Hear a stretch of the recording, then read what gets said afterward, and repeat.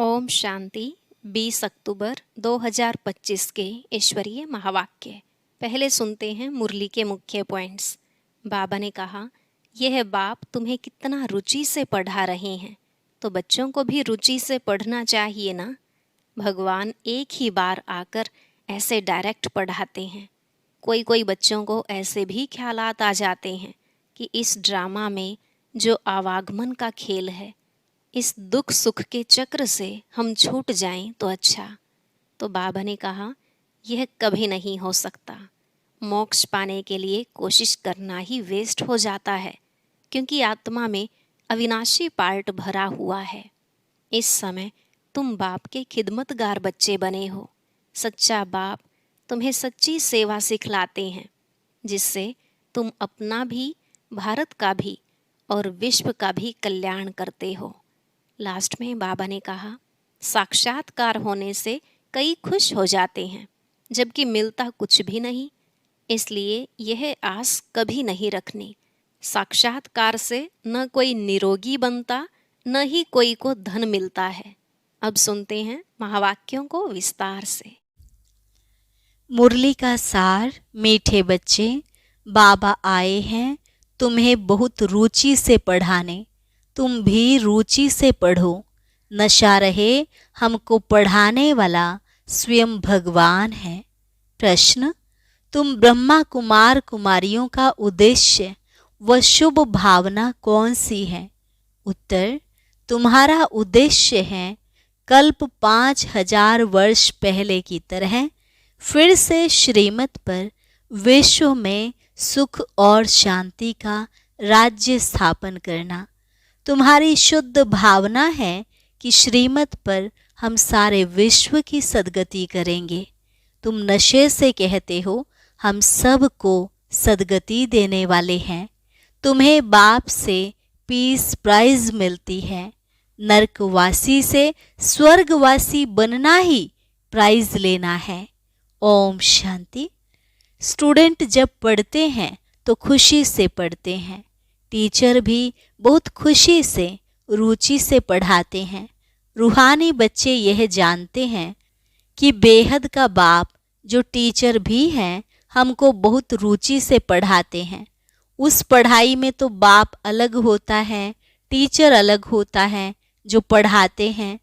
कोई कोई का बाप ही टीचर होता है जो पढ़ाते हैं, तो बहुत रुचि से पढ़ाते हैं, क्योंकि फिर भी ब्लड कनेक्शन होता है ना। अपना समझकर बहुत रुचि से पढ़ाते हैं। यह बाप तुम्हें कितना रुचि से पढ़ाते होंगे, तो बच्चों को भी कितना रुचि से पढ़ना चाहिए। डायरेक्ट बाप पढ़ाते हैं और यह एक ही बार आकर पढ़ाते हैं। बच्चों को रुचि बहुत चाहिए। बाबा भगवान हमको पढ़ाते हैं और हर बात अच्छी रीति समझाते रहते हैं। कोई कोई बच्चों को पढ़ते पढ़ते विचार आते हैं, यह क्या है? ड्रामा में यह आवागमन का चक्र है, परंतु यह नाटक रचा ही क्यों? इससे क्या फायदा? बस सिर्फ ऐसे ही चक्र लगाते रहेंगे। इससे तो छूट जाएं तो अच्छा है। जब देखते हैं यह तो 84 का चक्र लगाते ही रहना है, तो ऐसे ऐसे ख्यालात आते हैं, भगवान ने ऐसा खेल क्यों रचा है जो आवागमन के चक्र से छूट ही नहीं सकते? इससे तो मोक्ष मिल जाए। ऐसे ऐसे ख्यालात कई बच्चों को आते हैं। इस आवागमन से, दुख सुख से छूट जाएं। बाप कहते हैं यह कभी हो नहीं सकता। मोक्ष पाने के लिए कोशिश करना ही वेस्ट हो जाता है। बाप ने समझाया है, एक भी आत्मा पार्ट से छूट नहीं सकती। आत्मा में अविनाशी पार्ट भरा हुआ है। वह है ही अनादि अविनाशी। बिल्कुल एक्यूरेट एक्टर्स हैं। एक भी कम जास्ती नहीं हो सकते। तुम बच्चों को सारी नॉलेज है। इस ड्रामा के पार्ट से कोई छूट नहीं सकता, न कोई मोक्ष पा सकता है। सब धर्म वालों को नंबरवार आना ही है। बाप समझाते हैं यह बना बनाया अविनाशी ड्रामा है। तुम भी कहते हो बाबा अब जान गए कैसे हम 84 का चक्र लगाते हैं। यह भी समझते हो, पहले पहले जो आते होंगे वह 84 जन्म लेते होंगे, पीछे आने वाले के जरूर कम जन्म होंगे। यहाँ तो पुरुषार्थ करने का है, पुरानी दुनिया से नई दुनिया जरूर बननी है। बाबा हर एक बात बार बार समझाते रहते हैं, क्योंकि नए नए बच्चे आते रहते हैं, उनको आगे की पढ़ाई कौन पढ़ाए। तो बाप नए नए को देख फिर पुरानी पॉइंट्स ही रिपीट करते हैं। तुम्हारी बुद्धि में सारी नॉलेज है, जानते हो शुरू से लेकर कैसे हम पार्ट बजाते आए हैं। तुम यथार्थ रीति जानते हो, कैसे नंबरवार आते हैं, कितने जन्म लेते हैं। इस समय ही बाप आकर ज्ञान की बातें सुनाते हैं। सतयुग में तो है ही प्रारब्ध, यह इस समय तुमको ही समझाया जाता है। गीता में भी शुरू में फिर पिछाड़ी में यह बात आती है, मन मना भव। पढ़ाया जाता है स्टेटस पाने के लिए। तुम राजा बनने के लिए अब पुरुषार्थ करते हो, और धर्म वालों को तो समझाया है कि वह नंबरवार आते हैं। धर्म स्थापक के पिछाड़ी सबको आना पड़ता है, राजाई की बात नहीं। एक ही गीता शास्त्र है जिसकी बहुत महिमा है। भारत में ही बाप आकर सुनाते हैं और सबकी सदगति करते हैं। वह धर्म स्थापक जो आते हैं वो जब मरते हैं तो बड़े बड़े तीर्थ बना देते हैं। वास्तव में सबका तीर्थ यह भारत ही है, जहाँ बेहद का बाप आते हैं। बाप ने भारत में ही आकर सर्व की सदगति की है। बाप कहते हैं, मुझे लिबरेटर गाइड कहते हो ना, हम तुमको इस पुरानी दुनिया दुख की दुनिया से लिबरेट कर शांति धाम सुख धाम में ले जाते हैं। बच्चे जानते हैं बाबा हमें शांति धाम सुख धाम ले जाएंगे, बाकी सब शांति धाम जाएंगे। दुख से बाप आकर लिबरेट करते हैं। उनका जन्म मरण तो है नहीं, बाप आया फिर चला जाएगा। उनके लिए ऐसे थोड़े ही कहेंगे कि मर गया, जैसे शिवानंद के लिए कहेंगे शरीर छोड़ दिया फिर क्रियाक्रम करते हैं। यह बाप चला जाएगा तो इनका क्रियाक्रम सेरेमनी आदि कुछ भी नहीं करना होता। उनके तो आने का भी नहीं पता पड़ता, क्रियाक्रम आदि की तो बात ही नहीं है। और सब मनुष्यों का क्रियाक्रम करते हैं, बाप का क्रियाक्रम होता नहीं, उनको शरीर ही नहीं। सतयुग में यह ज्ञान भक्ति की बातें होती नहीं, यह अभी ही चलती हैं और सब भक्ति ही सिखलाते हैं। आधा कल्प है भक्ति, फिर आधा कल्प के बाद बाप आकर ज्ञान का वर्षा देते हैं। ज्ञान कोई वहां साथ नहीं चलता, वहां बाप को याद करने की दरकार ही नहीं रहती। मुक्ति में है, वहां याद करना होता है क्या? दुख की फरियाद वहां होती ही नहीं। भक्ति भी पहले अव्यभिचारी फिर व्यभिचारी, इस समय तो अति व्यभिचारी भक्ति है। इसको रौरव नरक कहा जाता है, एकदम तीखे में तीखा नरक है। फिर बाप आकर तीखा स्वर्ग बनाते हैं। इस समय है 100% दुख, फिर 100% सुख शांति होगी। आत्मा जाकर अपने घर विश्राम पाएगी। समझाने में बड़ा सहज है। बाप कहते हैं, मैं आता ही तब हूँ जब नई दुनिया की स्थापना कर पुरानी दुनिया का विनाश करना होता है। इतना कार्य सिर्फ एक तो नहीं करेंगे, खिदमतगार बहुत चाहिए। इस समय तुम बाप के खिदमतगार बच्चे बने हो, भारत की खास सच्ची सेवा करते हो। सच्चा बाप सच्ची सेवा सिखलाते हैं, अपना भी भारत का भी और विश्व का भी कल्याण करते हो। तो कितना रुचि से करना चाहिए। बाबा कितनी रुचि से सर्व की सदगति करते हैं। अभी भी सर्व की सदगति होनी है जरूर। यह है शुद्ध अहंकार, शुद्ध भावना। तुम सच्ची सच्ची सेवा करते हो, परंतु गुप्त आत्मा करती है शरीर द्वारा। तुमसे बहुत पूछते हैं बीके का उद्देश्य क्या है। बोलो, बीके का उद्देश्य है विश्व में सतयुगी सुख शांति का स्वराज्य स्थापन करना। हम हर 5000 वर्ष बाद श्रीमत पर विश्व में शांति स्थापन कर विश्व शांति की प्राइज लेते हैं। यथा राजा रानी तथा प्रजा प्राइज लेते हैं। नरकवासी से स्वर्गवासी बनना कम प्राइज है क्या?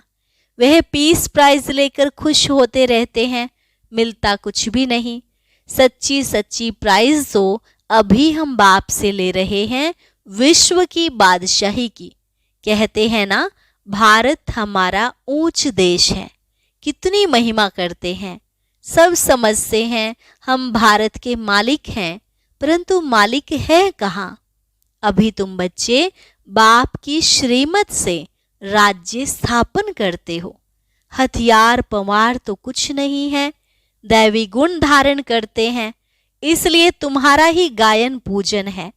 अम्बा की देखो कितनी पूजा होती है, परंतु अम्बा कौन है? ब्राह्मण है व देवता, यह भी पता नहीं। अम्बा, काली, दुर्गा, सरस्वती आदि ऐसे बहुत नाम हैं। यहाँ भी नीचे अम्बा का छोटा सा मंदिर है। अम्बा को बहुत भुजाएं दे देते हैं, ऐसे तो है नहीं। इसको कहा जाता है ब्लाइंड फेथ। क्राइस्ट, बुद्ध आदि आए, उन्होंने अपना अपना धर्म स्थापन किया, तिथि तारीख सब बताते हैं। वहाँ ब्लाइंड फेथ की तो बात ही नहीं। यहाँ भारतवासियों को कुछ पता नहीं है हमारा धर्म कब और किसने स्थापन किया, इसलिए कह दिया ब्लाइंड फेथ। अभी तुम पुजारी हो, फिर पूज्य बनते हो। तुम्हारी आत्मा भी पूज्य तो शरीर भी पूज्य बनता है। तुम्हारी आत्मा की भी पूजा होती है, फिर देवता बनते हो तो भी पूजा होती है। बाप तो है ही निराकार, वह सदैव पूज्य है, वह कभी पुजारी नहीं बनते हैं। तुम बच्चों के लिए कहा जाता है आप ही पूज्य, आप ही पुजारी। बाप तो एवर पूज्य हैं। यहाँ आकर बाप सच्ची सेवा करते हैं, सबको सदगति देते हैं। बाप कहते हैं अब मामे कम याद करो, दूसरे कोई देहधारी को याद नहीं करना है। यहाँ तो बड़े बड़े लखपति करोड़पति जाकर अल्लाह अल्लाह कहते हैं। कितनी अंधश्रद्धा है। बाप ने तुमको हमसो का अर्थ भी समझाया है। वह तो कह देते शिवोहम, आत्मा सो परमात्मा। अब बाप ने करेक्ट कर बताया है। अब जज करो, भक्ति मार्ग में राइट सुना है या हम राइट बताते हैं। हम सो का अर्थ बहुत लंबा चौड़ा है। हम सो ब्राह्मण, सो देवता, क्षत्रिय।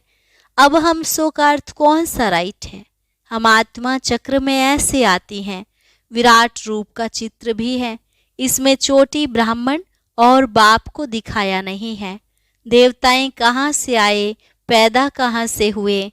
कलयुग में तो है शूद्र वर्ण, सतयुग में फट से देवता वर्ण कैसे हुआ? कुछ भी समझते नहीं। भक्ति मार्ग में मनुष्य कितने फंसे रहते हैं। कोई ने ग्रंथ पढ़ लिया, ख्याल आया, मंदिर बना लिया, बस ग्रंथ बैठ सुनाएंगे।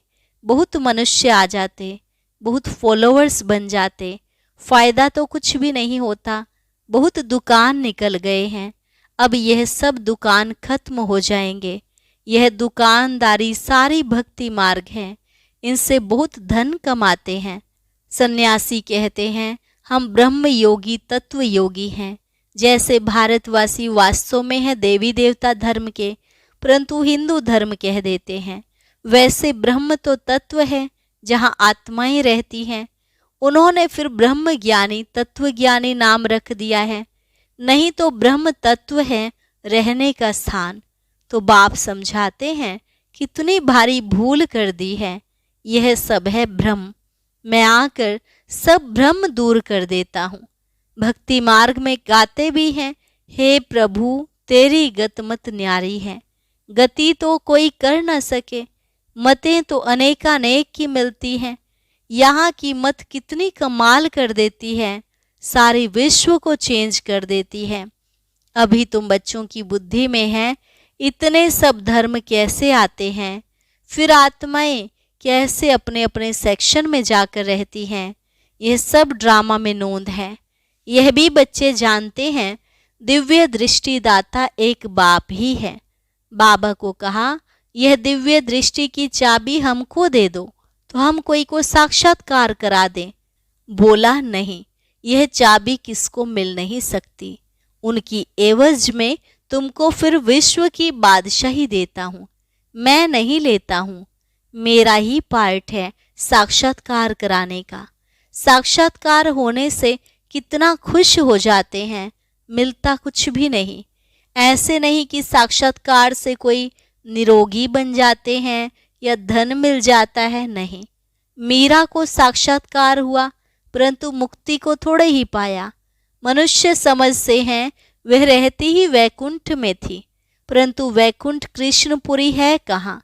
यह सब है साक्षात्कार। बाप बैठ सब बातें समझाते हैं।